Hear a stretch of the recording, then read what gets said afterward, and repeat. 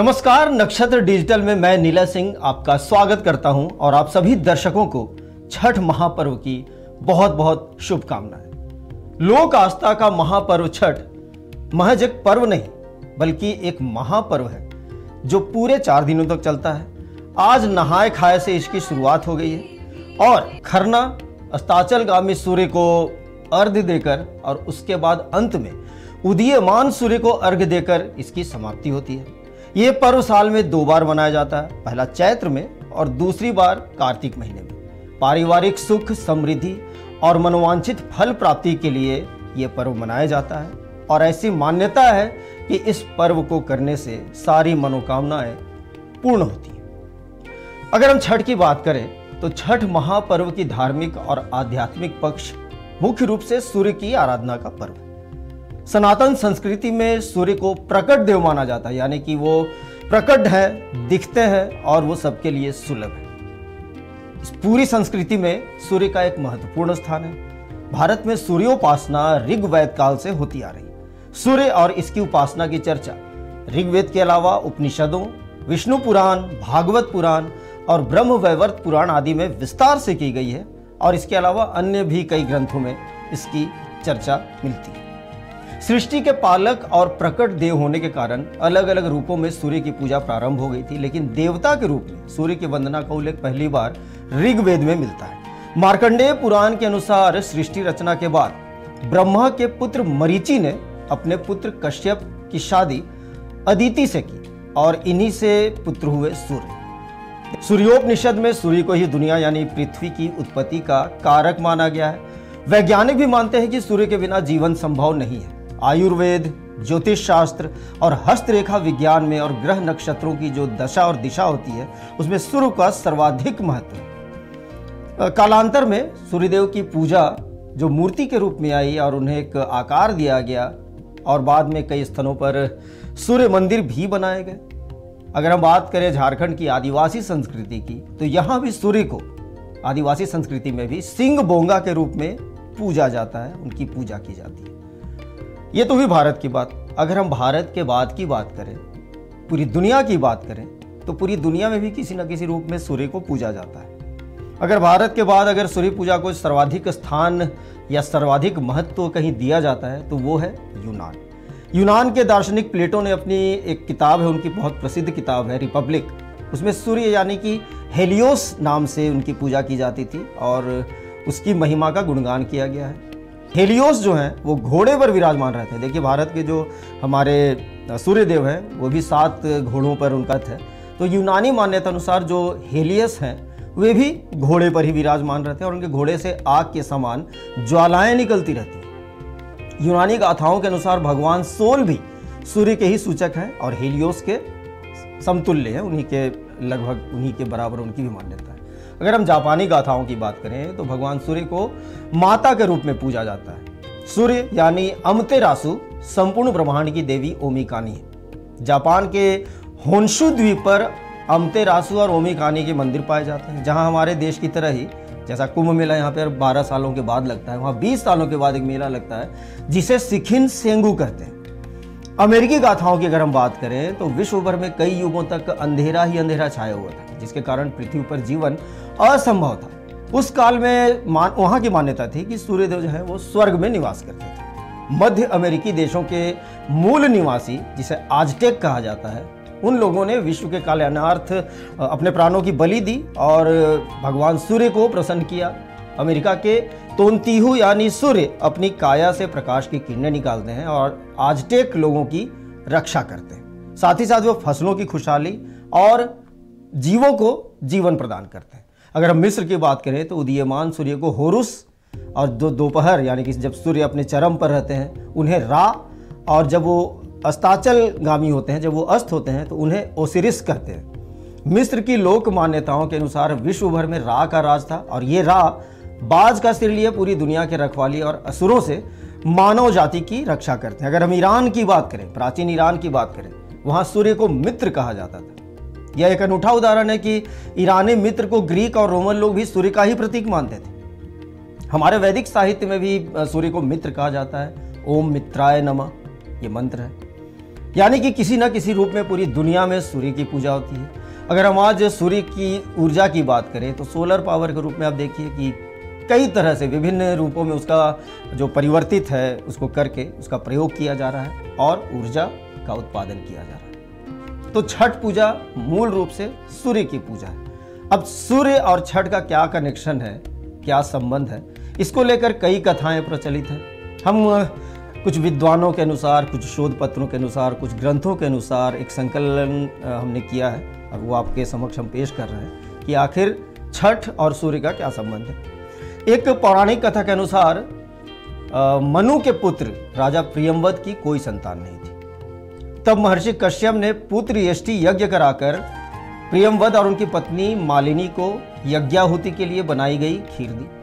इसके प्रभाव से उन्हें एक पुत्र पैदा हुआ, लेकिन वो पुत्र जो था, वो बच्चा जो था, वो मृत पैदा हुआ। प्रियंवद जो है बहुत शोक में पड़ गए, मालिनी शोक में पड़ गई और वो दोनों पुत्र को लेकर शमशान गए और पुत्र वियोग में प्राण त्यागने लगे। उसी वक्त ब्रह्मा जी की मानस कन्या देवसेना प्रकट हुई, जो कि सृष्टि के मूल प्रवृत्ति के छठे अंश से उत्पन्न होती थी और इस कारण वे छठी कहलाती हैं। उन्होंने कहा कि प्रियंवद से कहा कि हे राजन, आप लोग मेरी पूजा करें तथा लोगों को भी मेरी पूजा के लिए प्रेरित करें। राजा ने पुत्र इच्छा से देवी षष्ठी का व्रत किया और उन्हें पुत्र रत्न की प्राप्ति हुई। और ये पूजा जो है वो कार्तिक शुक्ल पक्ष की षष्ठी तिथि को हुई थी। देखिए, आज भी जब किसी बच्चे का जन्म होता है तो छठी मनाई जाती है। तो ये छठी मुख्य रूप से वही प्रकृति के जो छठे अंश की जो देवी थी देवसेना, उन्हीं के नाम पर है और उन्हीं की एक तरीके से पूजा होती है। एक दूसरी कथा है कि देवासुर संग्राम जब हुआ और जब असुरों के हाथों देवता जब हारने लगे, तब देव माता अदिति ने तेजस्वी पुत्र की प्राप्ति के लिए उन्हीं देवसेना से, यानी कि प्रकृति के छठे अंश और ब्रह्मा की जो मानस पुत्री हैं, उनकी पूजा की और उनसे प्रसन्न होकर उन्हें एक सर्वगुण संपन्न तेजस्वी पुत्र होने का वरदान दिया। और उसके बाद अदिति के पुत्र हुए आदित्य भगवान, यानी वही सूर्य, जिन्होंने असुरों पर देवताओं को विजय दिलाई।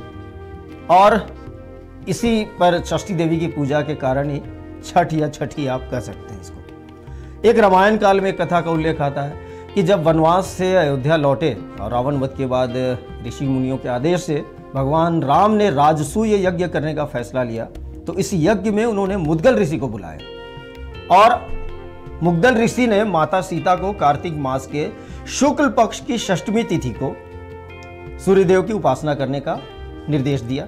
और माता सीता ने मुद्गल ऋषि के आश्रम में जाकर 6 दिनों तक भगवान सूर्य की आराधना की। ये तो हुई महाभारत की रामायण की बात। अब महाभारत से भी जुड़ी कई कथाएं। एक मान्यता के अनुसार जब पांडव सारा राजपाट जुए में हार गए और वनवास झेल रहे थे 12 वर्षों का और अज्ञातवास 1 वर्ष का, तो द्रौपदी ने सूर्य की उपासना की और व्रत रखा था और इस व्रत से उनकी मनोकामना पूर्ण हुई और पांडवों को सब कुछ वापस मिल गया। वहीं महाभारत में जो एक महत्वपूर्ण पात्र है कर्ण, जो कि सूर्य पुत्र माने जाते हैं, उनकी पूजा काफी प्रसिद्ध है। कर्ण भगवान सूर्य के अंश से जन्मे थे और उनके परम भक्त थे और वो प्रतिदिन सूर्योदय में और सूर्यास्त में जल में खड़े होकर उन्हें अर्घ्य देते थे। सूर्य की कृपा से ही वह महान योद्धा बने। वे सूर्य को अर्घ्य देने के बाद दान पुण्य भी करते थे और याचकों की जो भी मांग होती थी उसे वो कभी इनकार नहीं करते थे, वो उसे दे देते थे। देखिए, आपको याद होगा कि जब युद्ध चल रहा था और अर्जुन, जो कि इंद्र के पुत्र थे, और कर्ण ने ये कहा था कि वो अर्जुन को मारेंगे और उसके हाथ में कहा जाए तो बहुत दिव्यास्त्र भी थे और कवच और कुंडल भी था उनके पास। तो अर्जुन को बचाने के लिए इंद्र ने, जब वो अर्घ्य दे रहे थे, सूर्य की आराधना कर रहे थे और उसके बाद जब वो दान करते हैं, वहां पर आते हैं वेश बदल कर और उनसे वो कवच कुंडल ले लेते हैं। कर्ण को पता था कि ये कवच और कुंडल उनसे जो मांग रहा है वो कोई और नहीं बल्कि देवराज इंद्र है, लेकिन कर्ण ने खुशी खुशी उनको दान में दिया और इंद्र ने भी उन्हें फिर वरदान दिया। एक और कथा है महाभारत की, जब भगवान कृष्ण के बेटे, भगवान कृष्ण और जामवंती के जो बेटे थे सांब, उनको कुष्ठ रोग हो गया था। उस समय कुष्ठ रोग का जो इलाज था वो शाक्य द्वीप के ब्राह्मणों को आता था, उनमें वो निपुण थे, उनमें उन्हें विशेषज्ञता हासिल थी। हमारा देश जम्बू द्वीप है, वो शाक्य द्वीप है। आज माना जाता है कि ईरान और जो उसके अन्य जो आसपास के जो है मेडागास्कर और अन्य इलाके थे, उस वक्त तो शाक्य द्वीप थे, ऐसी मान्यता है। अब भगवान कृष्ण ने उन ब्राह्मणों को बुलाया जो कि सूर्य के उपासक थे और सूर्य के प्रकाश से, सूर्य की रोशनी से कुष्ठ का इलाज करते थे।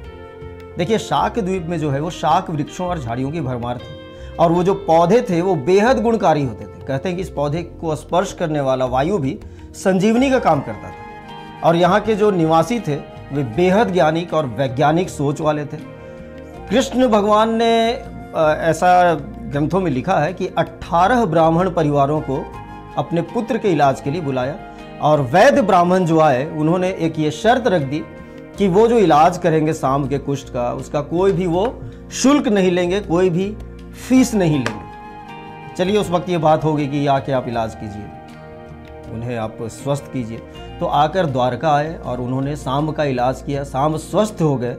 लेकिन कई ब्राह्मणों ने ये कहा कि भाई जो लोग आए हैं, जिन लोगों ने इलाज किया है, अगर उन्हें कोई शुल्क नहीं दिया जाए, उन्हें कुछ फीस नहीं दी जाए तो ये अनुचित होगा। तो उस वक्त ऐसा किया गया कि उनके पान में स्वर्ण यानी कि सोना जो है वो थोड़ा सा डाल दिया गया चुपके से और एक तरीके से कहा जाए तो उनका वो शुल्क हो गया। लेकिन जब उन ब्राह्मणों को, जो शाक्य द्वीप से जो वैद्य ब्राह्मण आए थे और उन्हें इसका पता चला कि उन्हें पान में थोड़ा सा सोना दे दिया गया है और उन्हें एक तरीके से शुल्क अदा कर दिया है, तो उन्होंने वापस जाने से इनकार कर दिया, क्योंकि उन्हें इस बात का डर था कि वो शुल्क लेकर उन्होंने एक अपराध कर दिया। और ऐसा जानने के बाद शाक्य द्वीप के ब्राह्मण उन्हें एक तरीके से कहा जाए तो स्वीकार नहीं करते, उन्हें जाति बदर कर देते। फिर भगवान कृष्ण ने उन्हें मगध में उनका पुनर्वास करवाया और माना जाता है कि उन्हीं 18 परिवारों के वंशज आज शाक्य द्वीपीय ब्राह्मण के रूप में जाने जाते थे।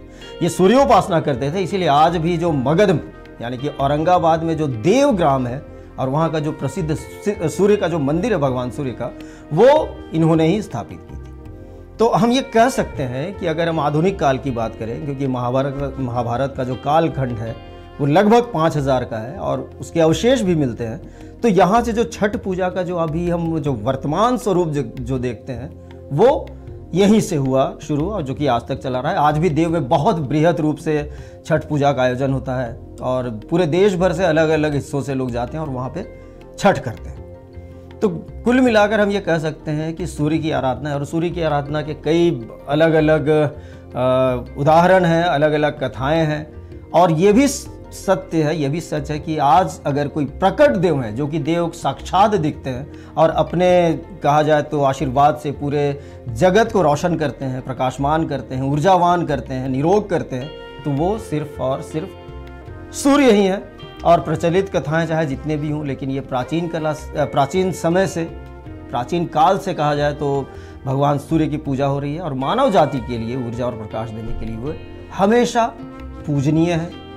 और आज भारत में ही नहीं, भारत में देखिए बिहार, झारखंड, जो पश्चिम उत्तर प्रदेश जो है, माफ़ कीजिएगा पूर्वी उत्तर प्रदेश, जो पूर्वांचल का इलाका जो है, वहाँ के लोग छठ को विशेष रूप से करते हैं। क्योंकि जैसा कि अभी अब मैंने आपको बताया कि चाहे वो देव से आप बात करें या फिर गंगा की बात करें, जो गंगा के तट पर जो होता था तो इसी इलाके में होता था। लेकिन आज अब सिर्फ ये पूर्वांचल का इलाका या सिर्फ भारत देश ही नहीं, आप चाहे मुंबई के चौपाटी चले जाएं या दिल्ली के यमुना तट चले जाएं या फिर आप दक्षिण भारत में समुद्र किनारे चले जाएं, आप राजस्थान चले जाएं, आप नॉर्थ ईस्ट चले जाएं, कहीं ना कहीं आपको छठ का रूप देखने को मिलेगा, कहीं छोटे पैमाने पर, कहीं बृहद पैमाने पर। और अगर भारत के अलावा हम बात करें तो नेपाल, मॉरिशस, फिजी में तो प्रमुखता से होता है क्योंकि वहाँ भारतवंशी है और सनातनी संस्कृति का वहाँ पे बोलबाला है। लेकिन आप अमेरिका, ऑस्ट्रेलिया और न्यूजीलैंड और यूरोप, सब जगह जहाँ जहाँ भी भारतवंशी हैं वे